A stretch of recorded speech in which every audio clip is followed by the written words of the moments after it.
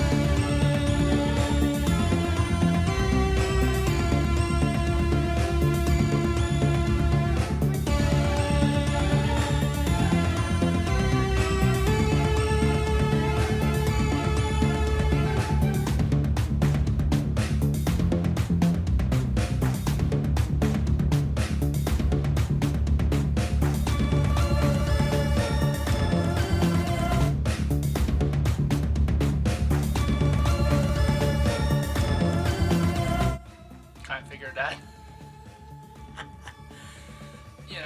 Seriously, try these on, guys. If you were to look at this and look at that Star Wars magazine, you'll see the truth. And today we're going to be reviewing John Carpenter's They Live.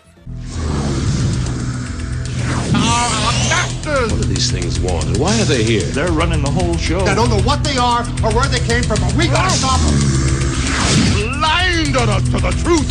I've got one that can see. Look at them, they're everywhere. From John Carpenter. They Live. Rated R. They Live stars Roderick Toombs, Keith David, Meg Foster, Peter Jason, and is directed by the one, the only, John Carpenter. The plot of John Carpenter's They Live is John Nada, portrayed by Rowdy Piper, a wanderer without meaning in his life, discovers a pair of sunglasses capable of showing the world the way it truly is. As he walks the streets of Los Angeles, Nada notices that both the media and the government are compromised of subliminal messages meant to keep the population subdued, and that most of the social elite are skull-faced aliens bent on world domination. With this shocking discovery, Nada fights to free humanity from the mind-controlling aliens. Now, before I get into my positives and negatives with this film, honestly, this was the first time I ever seen They Live. I've heard about it. I've heard some of the famous lines from this movie before. Just I didn't know they came from this movie, so I heard about what the plot is, and honestly, it did really intrigue me. Actually, I wanted to see how good John Carpenter would do with this premise. This is, I think, my first action sci-fi film of his I've seen, so I was kind of curious of that too. So it's a different genre for John Carpenter, and I wanted to see if he could do anything else outside of horror. So let's just get into my thoughts on this. One of my positives I have with this film is the story and the concepts and ideas. Like, the way John Carpenter handles everything with this movie is a political satire movie, and I know from watching interviews he was more so talking about, like, kind of having being a political satire on what was going on at the time. And honestly, for me, like, I could tell he had somewhat of political agenda in this from knowing that, but honestly, for me, the way he handled it in this movie was, it had a sense of subtlety and nuance to this film. And honestly, you could really look at it as satire on politics in general, not just talking about Democrats or Republicans at the time. Even at that time, you could just look at it as like a satire on politics in any time period, mind you. Because, I mean, like, in a sense, kind of having this conspiracy theory about, corruption and that, with most of the politicians and most of the media in general being aliens. You could just look at that as either way, really. First of all, you could look into this from any time period necessarily, especially from the 80s and onwards. You could look at this from any sort of political side, Democrat, Republican. It didn't necessarily outright that, oh, these people are Republicans, and that's who we're targeting, or these people are Democrats, and that's who we're targeting. It didn't really do that. You could watch this on, like, you could be somebody who are for either side and watch this and be like, I get it, you know, like, just kind of come up to your own assumption as far as what John Carpenter is trying to say with this movie. Also, another positive I have with this film is the cast. I think the cast is pretty good. Like, you got Keith David, who was also in John Carpenter's The Thing, which came out earlier, and he was really good in that too. That was a good movie as well, mind you. If you haven't seen The Thing, go check it out. But most of you people who are watching my channel, let's be honest, have already seen it. Also, Rowdy Piper, although he's not like high-scale acting or anything, he does bring a sense of charm and charisma to this role. Like, they started him off as the everyman in that, and I think they did a really good job with that. A lot of his one-liners are pretty funny. In fact, some of them are downright iconic. Like this scene right here. I have come here to chew bubblegum and kick ass. And I'm all out of bubblegum. Like, I've heard that line before, the whole, I have come here to chew bubblegum and kick ass, and I'm all out of bubblegum. Like, I've heard of that line before, and they've made alterations to that line in other, like, forms of media and that. And I just didn't know where it came from, and then I saw this, and I'm like, and found out that's where that line came from. It was from Rowdy Piper's mouth, so yeah, I thought that was awesome, and seeing that whole birth of that quote kind of right in front of me on the screen was just kind of surreal. And also, there's other great one-liners of his. It's like he's in this grocery store, he puts on he's wearing glasses, and he sees this alien who's disguised as a woman. Just listen to this. Excuse me. You know, you look like the head fella in the cheese dip back in 1957.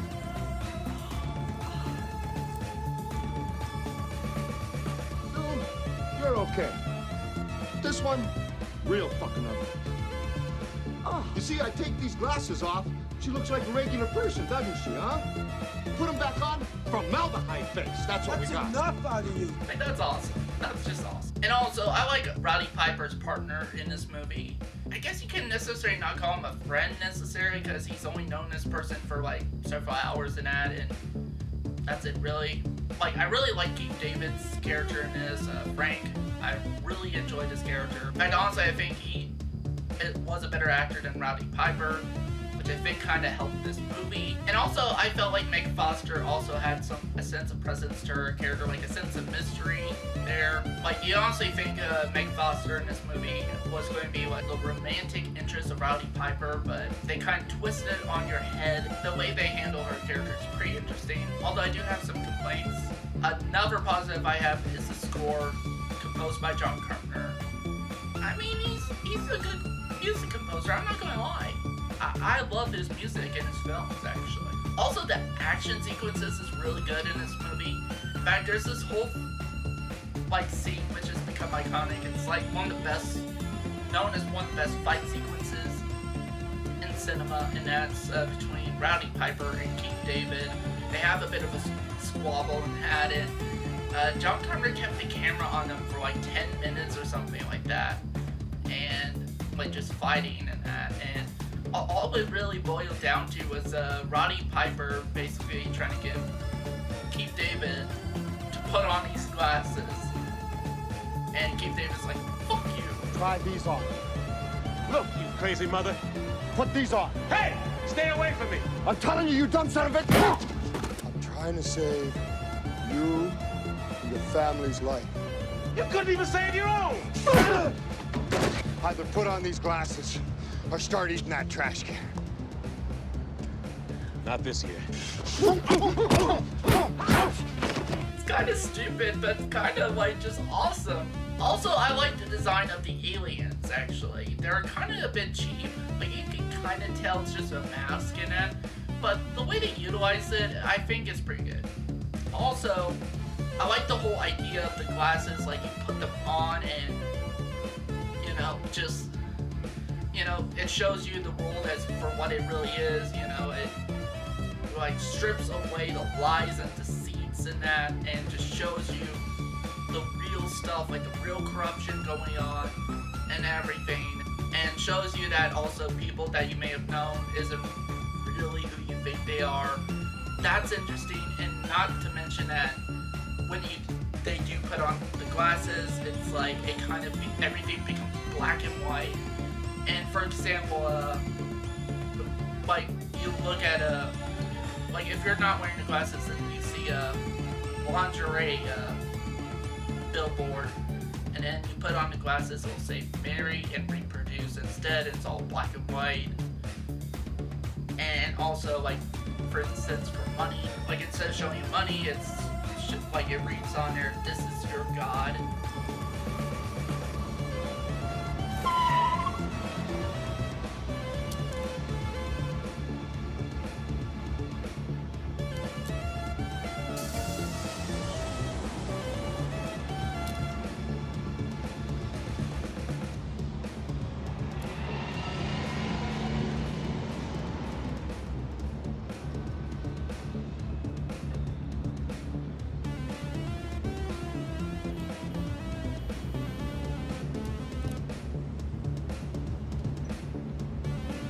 You gonna pay for that or what?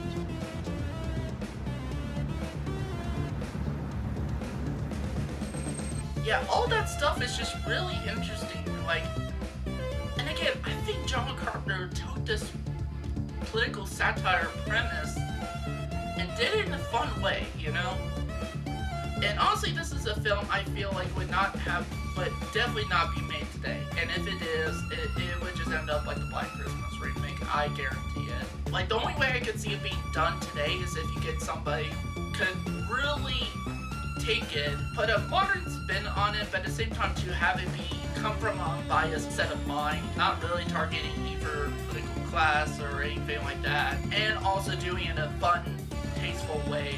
That's the only way I could see it being done, but I don't necessarily see that being done. Like, I think there'd be a rare chance of that being done like that. And to be honest, this is one of those few films I feel like should not get remade. Again, unless if you got somebody who's really competent, really passionate about it, and can do the whole political satire stuff in a unbiased way, in a tasteful way too, that makes it fun and entertaining for just anybody. If you could do that, then yeah, go ahead and remake it. Also, another positive I have with this film is the pacing. The pacing is really good with this. Like, it blows by really fast. But honestly, I could keep on talking about the positives with this movie all day. So let's just get right on to my negatives. Definitely one negative I have with this film is Meg Foster's character. I didn't necessarily care for the direction they took for her character could have been interesting, but to be honest, it was really predictable to me, actually. Like, you can see it coming from a mile away, but that's really it on her. But and another negative I have is a bit of somewhat to do with the music. Now, I think it's good. It just doesn't stand out to me compared to John Carpenter's other scores, actually. Like, I think, like, his scores to, like, Halloween and Fog is much more, like, is a lot better, or even The Thing is a lot better than the score in this movie, and definitely more memorable. But honestly, for me, that's it for negatives. So with that said, I'm going to give John Carpenter's They Live a 4.5 out of 5 stars. For me, this movie was really a fun movie, and you could just watch it as a fun movie, but if you know about the political satire stuff in that, you could take it as that too, and it's kind of a smart movie in that regard. Like, you could just watch it and have a fun ride with it, but you can also analyze the film, process it in that way, and yeah, honestly, for me, this is definitely one of the better John Carpenter directed movies. Like, I honestly put it up there on the top, like, within some of my favorite Carpenter movies. But yeah, I just had a blast with this movie. And honestly, if you guys are for any of you John Carpenter fans out there, you know, if you haven't seen this movie, I highly recommend go see it. Like, pick it up on DVD. In fact, I know Scream Factory has a collector's edition DVD Blu-ray of the film. But if you can't get that, you know, watch it on streaming.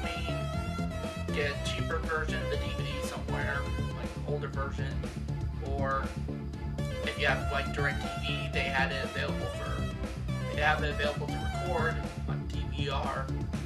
Just do whatever you could to watch it.